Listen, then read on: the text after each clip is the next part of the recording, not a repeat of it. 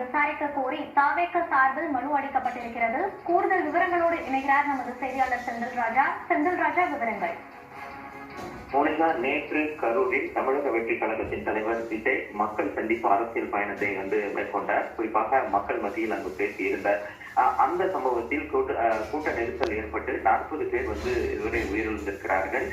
இந்த நிலையில்தான் அந்த நிகழ்வை, அந்த சம்பவத்தை தேசிய மனித உரிமை ஆணையம் விசாரிக்க வேண்டும் என்று தமிழக வெற்றி கழகத்தின் இணை பொதுச் செயலாளரான CTR நிர்மல்குமார் மனு அளித்திருக்கிறார்.